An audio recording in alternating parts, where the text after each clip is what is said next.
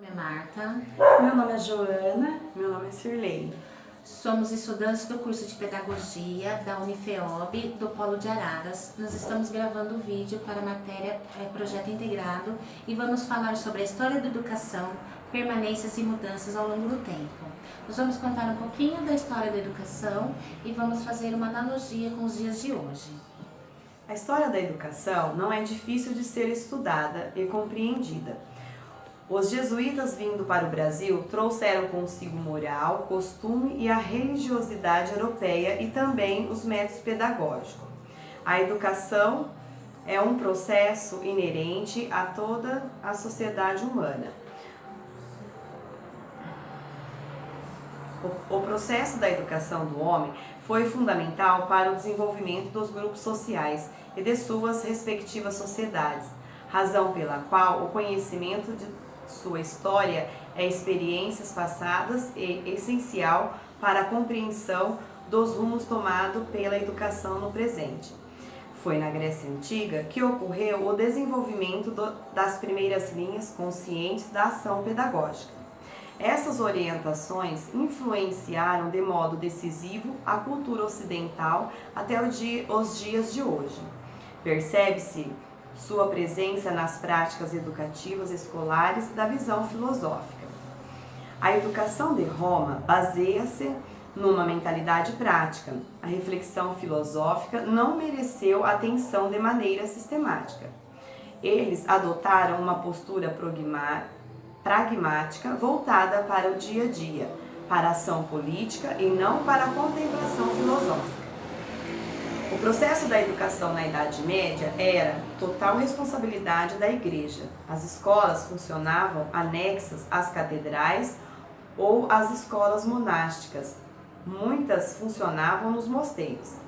A educação era um instrumento para a salvação da alma e visava especialmente o crescimento espiritual, importando-se menos com o crescimento e aprendizagem terrena. Portanto, o ensino na Idade Média foi marcado pela intervenção do cristianismo e refletiu diretamente na forma de pensar da época, além de moldar a filosofia do período. O Renascimento foi a fase de transição do homem da Idade Média para a Idade Moderna. Esse período destaca a mudança de pensamento do ser humano, deixando de ver e crer no mundo de forma pregada pela Igreja. Neste período, o comércio direcionado para o lucro começa a crescer, trazendo o pensamento mercantilista. Também, no mesmo período, ocorre a Reforma Protestante, a qual a Igreja Católica responde com a Contra-Reforma, que, entre outras medidas, cria a Companhia de Jesus. A ordem estabelece uma rígida disciplina e seus seguidores, os jesuítas, tinham como objetivo inicial a propagação missionária da fé. No Brasil, os jesuítas se dedicaram à pregação da fé católica e ao trabalho educativo. Nos primeiros anos do nosso país, a educação era aquela promovida pelos jesuítas.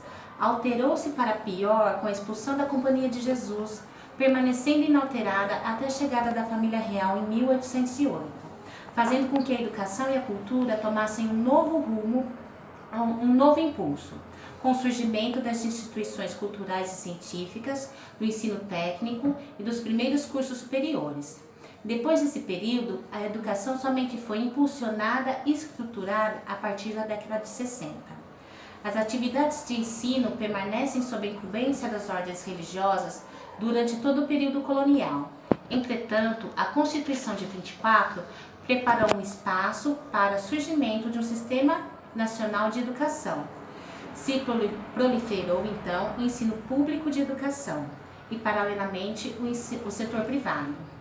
No período que vai da queda do Estado Novo, em 1945, até a Revolução de 1964, quando se inaugurou um novo período autoritário, o sistema educacional brasileiro passou por mudanças significativas, destacando-se, entre elas, o surgimento, em 1951, da atual Fundação CAPES, que é a coordenação do aperfeiçoamento do pessoal do ensino superior.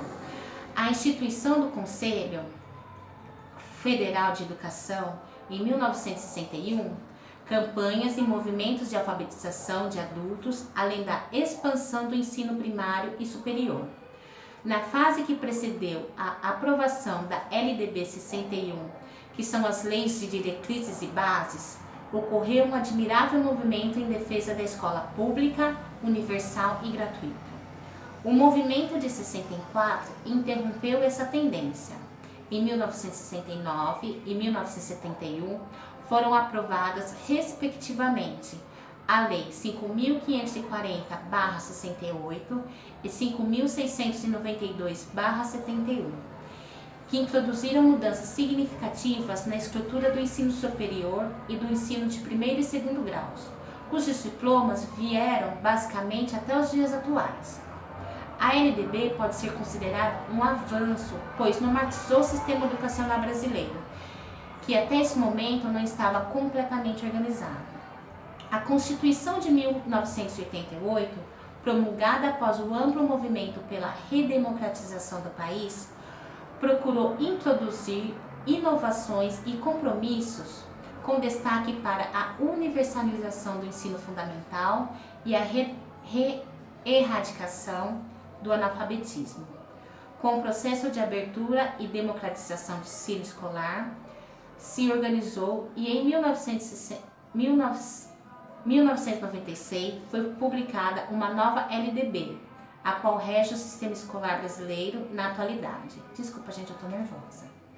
Podemos dizer que o grande avanço do sistema escolar brasileiro e da legislação educacional foi a obrigatoriedade da gratuidade do ensino fundamental e médio a ser oferecido pelos estados e municípios. A oferta e compromisso com a escolarização passou a ser não só uma obrigação dos pais, por ser direito da criança e do jovem, como uma obrigação e dever do Estado. Essa obrigatoriedade do Estado se manifesta com oferta de condições de escolarização, de acesso à escola e de permanência nela. Entretanto, isso ainda não se tornou uma realidade para todos os estudantes. Nem todos têm condições de acesso à escola e nem todos os que têm acesso permanecem nela. Além disso, a escola nos 3 níveis, fundamental, médio e superior, ainda não é uma expectativa e um objetivo dos jovens em idade escolar. Até os dias de hoje, muito tem se mexido no planejamento educacional, mas a educação continua a ter as mesmas características impostas em todos os países do mundo, que é de manter o status quo para aqueles que frequentam os bancos escolares. Enfatiza-se a relação entre a educação e o bem-estar social, estabilidade, progresso e capacidade de transformação. Daí o interesse pelo ensino técnico ou pela expansão das disciplinas científicas. Em todo esse período, talvez o que possamos apresentar como grande problema da educação nacional tenha sido e continua sendo o da desvalorização do profissional da educação. Desvalorização que se manifesta nos baixos salários, na dificuldade de acesso à escolarização de nível superior, pois o filtro do vestibular impede que a grande maioria dos jovens ingressem no ensino superior. Essa dificuldade de acesso se deve tanto à deficiência na formação como na falta de vagas para todos. Com isso, fica comprometida a afirmação de que se deve acontecer educação para todos, com todos na escola. Recentemente, foi aprovada a lei que estabelece um piso salarial para os professores. Entretanto, até que isso se torne uma realidade, pode demorar um tempo.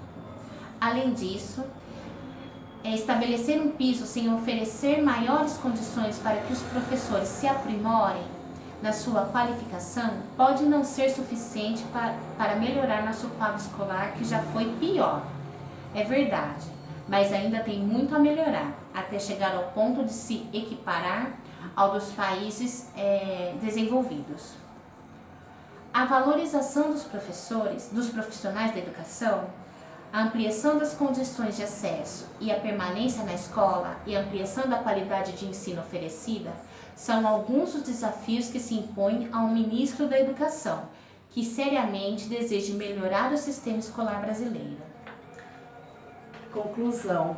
Em função dessa trajetória histórica, cabe salientar que a educação não atendeu sempre aos mesmos tipos de objetivos e toda sua análise requer, antes de tudo, intenso esforço de reflexão e contextualização.